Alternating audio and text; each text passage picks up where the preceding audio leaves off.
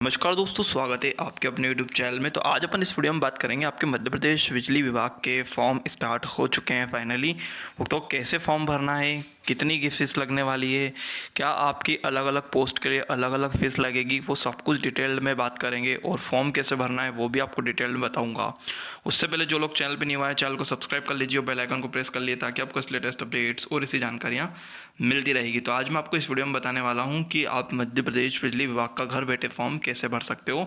और इसकी जो लिंक है वो मैं आपको डिस्क्रिप्शन में दे दूंगा, टेलीग्राम चैनल पे दे दूंगा। वहाँ से एक सिंगल क्लिक पे आप डायरेक्टली इस एप्लीकेशन फॉर्म पर पहुँच सकते हो मध्य प्रदेश बिजली विभाग के। तो ये आपका फॉर्म है, MP ऑनलाइन के माध्यम से इस बार फॉर्म भराए जा रहे हैं। तो ये MP ऑनलाइन का फॉर्म का जो फर्स्ट पेज है वो कुछ इस प्रकार से खुलेगा। इसमें यहाँ पर आपका लॉगिन ID और पासवर्ड मांगेगा। तो आप यहाँ पर फर्स्ट टाइम रजिस्ट्रेशन कर रहे हो तो यहाँ पर आपको नीचे ऑप्शन दिखेगा जो कि आप देख सकते हो, नॉट रजिस्टर्ड और क्रिएट अकाउंट। तो सबसे पहले आपको यहाँ पर अपना अकाउंट क्रिएट करना पड़ेगा। अकाउंट क्रिएट करने के बाद नेक्स्ट प्रोसेस क्या होगी वो मैं आपको बताता हूँ। तो सबसे पहले अपन अकाउंट क्रिएट पे यहाँ पर क्लिक कर देंगे। जैसे अकाउंट क्रिएट पे क्लिक करेंगे तो यहाँ पर कुछ आपकी पर्सनल डिटेल मांगेगा, जो कि आप यहाँ पर देख सकते हो। Applicant first name, applicant last name, father name, mother name, date of birth, ठीक है, जेंडर, कैटेगरी आपकी कौन सी है, मोबाइल नंबर, ईमेल एड्रेस, ठीक है, यूज़र नेम और पासवर्ड आप डाल सकते हो। आपको जो याद रहने वाला है वो आप यहाँ पर डाल के यहाँ पर आपको एक कैप्चा डालना पड़ेगा लास्ट में, और कैप्चा डाल के आपको सबमिट करना है। तो ईजिली आपका यहाँ पर एक अकाउंट क्रिएट हो जाएगा जिसको आप ईजिली लॉगिन कर सकते हो। लॉगिन करने के बाद आपका एप्लीकेशन फॉर्म खुल के आएगा। फिर उसके आप आगे चलते हैं अपन। लॉगिन करने के बाद यहाँ पर आपको प्रोफाइल वाला सेक्शन खुलेगा। प्रोफाइल वाली कंप्लीट करने के बाद आपको ये सेकंड नंबर का जो ऑप्शन दिख रहा है, रनिंग एप्लीकेशन फॉर्म, इस पर आपको क्लिक करके फॉर्म भरना बताऊंगा। तो सबसे पहले प्रोफाइल वाले सेक्शन पर क्लिक करते हैं। प्रोफाइल वाले सेक्शन पर जैसे ही आप क्लिक करोगे तो आपके यहाँ पर पर्सनल डिटेल आएगी। पर्सनल डिटेल के बाद यहाँ पर आपको कॉन्टैक्ट डिटेल आएगी। कॉन्टैक्ट डिटेल के बाद आपके यहाँ पर क्वालिफिकेशन डिटेल डालनी पड़ेगी। क्वालिफिकेशन डिटेल डालने के बाद आप इनक्लोज डॉक्यूमेंट जो आपके आय प्रमाण पत्र हुआ, जाति प्रमाण पत्र हुआ, या फिर उसके अलावा आपके मूल निवासी प्रमाण पत्र हुए, वो सारे प्रमाण पत्र आपको डालने पड़ेंगे। उसके अलावा बाद में आप यहाँ से डायरेक्टली आपका प्रिंट रिसिप्ट कर सकते हो। प्रिंट रिसिप्ट करने के बाद आपको जो मैंने बताया कि आप जैसे डायरेक्ट आप फॉर्म अप्लाई करेंगे, तो फॉर्म अप्लाई करने वाले पेज पर अपन चलते हैं। ये पहले आपको कंप्लीट करने पड़ेगी, उसके बाद ही आप फॉर्म अप्लाई करने वाले पेज पर पहुँचेंगे। तो यहाँ रनिंग एप्लीकेशन वाले फॉर्म भरेंगे तो आपको यहाँ पर आपकी डिटेल आ जाएगी। डिटेल में आपका प्रोफाइल ID जनरेट हो जाएगा, applicator name, father name, mother name, age, आपकी सारी चीज़ आपको यहाँ पर देखने को मिल जाएगी। फ़ोटो भी आपको देखने को मिल जाएगा। जस्ट नेक्स्ट आपको कर देना है। नेक्स्ट करने के बाद आपकी पोस्ट, जो आपको पोस्ट चूज़ करनी है, तो वो पोस्ट अपन सहायक ग्रेड 3 वाली पोस्ट चूज़ करेंगे और एक भंडारण सहायक वाली पोस्ट यहाँ पर अपन चूज़ करेंगे। तो यहाँ पर मैंने ऑफिस असिस्टेंट ग्रेड 3 चूज़ कर लिया है। उसके बाद नेक्स्ट यहाँ पर स्टोर असिस्टेंट की पोस्ट में सिलेक्ट करूँगा P14 वाली।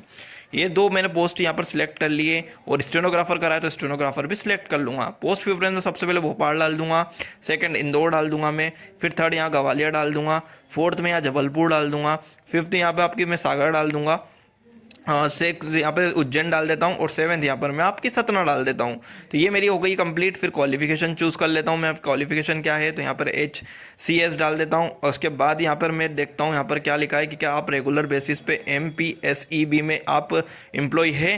तो मैं यहाँ पर कोई भी एम्प्लॉय नहीं हूँ, तो मैं यहाँ पर इसको नो कर दूंगा डायरेक्टली जाके। तो यहाँ पर यस और नो का ऑप्शन दिख रहा है तो उसको मैं नो कर देता हूँ। नो करने के बाद यहाँ पर सारे जितने ऑप्शन दिख रहे हैं उसको सभी को नो करना है। यदि आप कहीं गवर्नमेंट के एम्प्लॉय हो तो यस कर देना। इसके अलावा यहाँ पर आप देख सकते हो विक्रम अवॉर्डेड से हो तो नो कर देना है। आप कहीं मध्य प्रदेश के कर्मचारी हो सरकारी तो नो करना है, ठीक है। यदि हो तो यस कर दो, नहीं हो तो नो कर दो। यहाँ पर विक्रम अवॉर्डेड वाला मैंने बता दिया, वो नो करना है।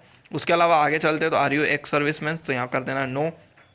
इसके अलावा आप देखोगे यहाँ पे तो you have been convicted of any officer against women. तो यहाँ पर इसका मतलब है कि आपके किसी महिला के प्रति आपका कोई मतलब केस वेस तो नहीं चल रहा है। तो यहाँ पर आपको यदि चल रहा है तो यस करें और नहीं चल रहा है तो नो करें, ठीक है। तो यहाँ पर आपको कर देना है, नो कर देना है, ठीक है। इसके बाद आपने जो UGC से कंप्यूटर डिप्लोमा करा है उस कंप्यूटर डिप्लोमा के बारे में बताना है। Degree 1 year diploma in computer from recognise university, तो आपने कौन सा करा है वो आपको यहाँ पर डाल देना है। कोपा करा है तो कोपा डाल देना है, जैसे मैंने कोपा करा है तो कोपा डाल दिया है यहाँ पे। Computer operator, programming assistant. इसके बाद do have any pass valid computer proficiency test, CPCT आप पास हो तो यहाँ पे आपको यस डालना है, ठीक है। आप यहाँ पर आपका सीपीसीटी का स्कोर कार्ड अपलोड होगा, तो आप ध्यान रखें आपको सीपीसीटी पास होना जरूरी है यहाँ पे। इसके बाद आपको सीपीसीटी का रजिस्ट्रेशन नंबर यहाँ पर आपको डालना पड़ेगा। फिर आपको यहाँ पर ऑप्टेन मार्क्स 75 मार्क्स में से जो आपको ऑप्टेन हुए वो भी डालना पड़ेंगे। तो यहाँ पर सबसे पहले मैं रजिस्ट्रेशन नंबर डाल देता हूँ। यहाँ पर आपको सबसे पहले सीपीसीटी का रजिस्ट्रेशन नंबर देखने को मिलेगा, जो कि आपके स्कोर कार्ड में दिख जाएगा। स्कोर कार्ड में देख के नंबर डाल देना है, कितने नंबर आए हैं वो नंबर आपको डाल देना है, 75 में से कितने नंबर आए वो डाल देना है।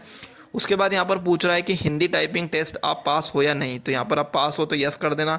कितनी स्पीड आई है आपकी, 35 की, 40 की, 45 की, तो वो आपकी स्पीड आपको यहाँ पर लिख देनी है। जैसे 27 की आई तो 27 की लिख देना है, ठीक है। उसके बाद इंग्लिश टाइपिंग आपकी जितनी आई वो लिख देना, वर्क एक्सपीरियंस ऐड कर देना। अकाउंट नंबर यहाँ पर आपको डालना पड़ेगा, बैंक अकाउंट नंबर।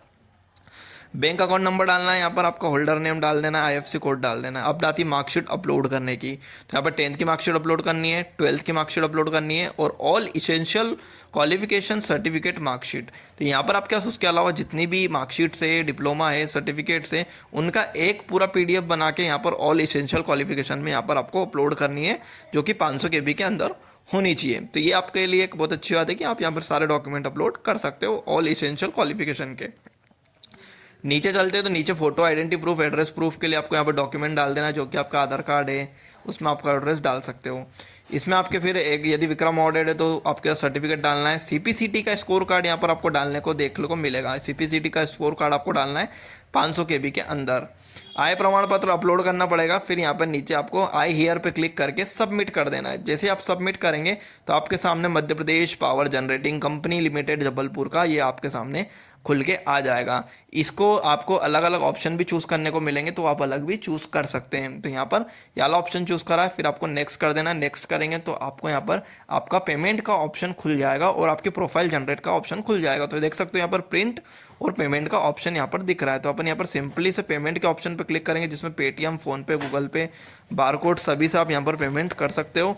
और पेमेंट करने के बाद आप देख सकते हो कि यहाँ पर नीचे, तो यही आपको बताना था। होप ये समझ में आई तो वीडियो को लाइक कर दीजिए, चैनल को सब्सक्राइब कर दिए, अपने दोस्तों में ज़्यादा शेयर कर दीजिए। चलिए नए वीडियो मिलते हैं नए टॉपिक के साथ।